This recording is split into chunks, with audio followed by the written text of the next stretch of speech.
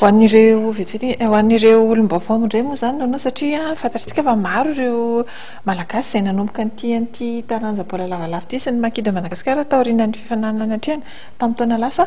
Ho an'izy ireo no inona indray no mahasamihafa an'ity fifananana tanterahina volana jolay eto amintsika ity sy ny tamin'ny taona lasa izay norombahan'ny makida Madagasikara iny izany.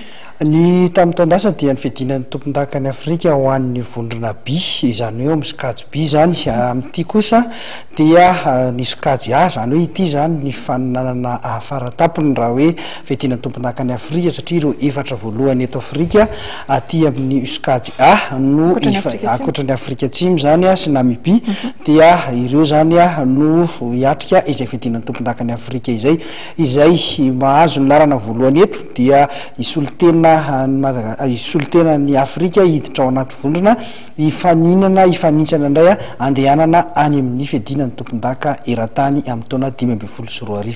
Izaho hoe zara ny misy antsika Madagasikara raha mihoatra amin'ireo ekipa telo anatin'ity sokajy aty. Izany hoe efa nikatroka tamintsika avokoa na Ouganda na Zimbabwe, Kenya angamba tsy dia hoe mbola nioanantsika matetika. Zimbabwe aloha efa resitsika tany Zimbabwe zany, fa Ouganda kosa efa nanao amintsika ihany koa saingy mbola tsy naharesy azy tsika aloha na tety Mahamasina na tany Ouganda zany tany Kampala, fa dia mbola resy ny hatrany. Fa Zimbabwe aloha zao ny larana voalohany dia itsika no niakatra zany tsika ny larana voalohany tao amin'ny vondrona by dia itsika ny voalohany moa zany mihaona amin'ny fahaefatra, ny faharoa mihaona amin'ny fahatelo dia isika zany no mihaona amin'ny Zimbabwe larana voalohany, zany hoe tsy vaovao amin'ny makida Madagasikara aloha raha ny lalaon'ny zareo Zimbabweanina eo amin'ity taranja baolina lavalava ity. Mbola ho resantsika eto moa ny fandraisan'ny Madagasikara, ny fandraisantsika an'ity fifananana ity indray sy ireo vaovao mahakasika ny makida Madagasikara izay.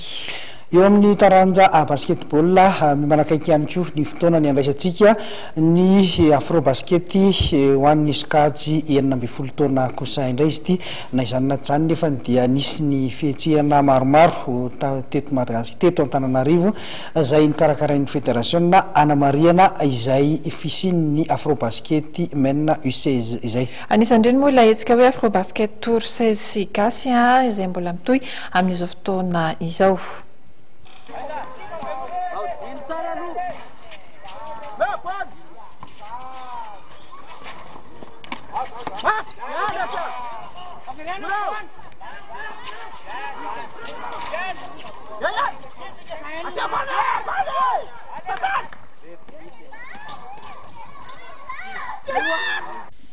Ny ekipan'ny AMBB Marotseza sy ny Kosfa no tafita amin'ny famarana ny fifanan'ny taranja basket azo kazazaka ny 12 taona.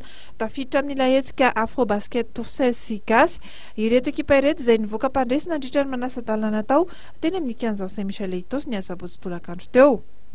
Teo amin'ny lalao voalohany aloha dia lavo ny ekipan'ny AMBB Marotseza tamisa 4-20 no 7-20 ny ekipan'Ambohipo. Toraka izany ihany koa teo amin'ny manasa-dalana faharoa dia resy ny ekipan'ny Kosfa tamisa 20 no 1-30 ny ekipan'ny AD2B Andraisoro.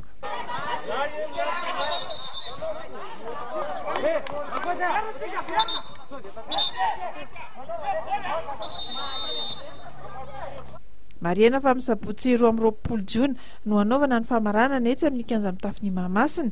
Ankoatra dia fantatra ihany koa fa amin'io andro io no ampahafantarina ireo mpilalao anatin'ny ekipa-pirenena latsaky ny 12 taona hiatrika ny afro basket men U16 atao eto amintsika ny 20 Jona ka hatramin'ny 2 Jolay.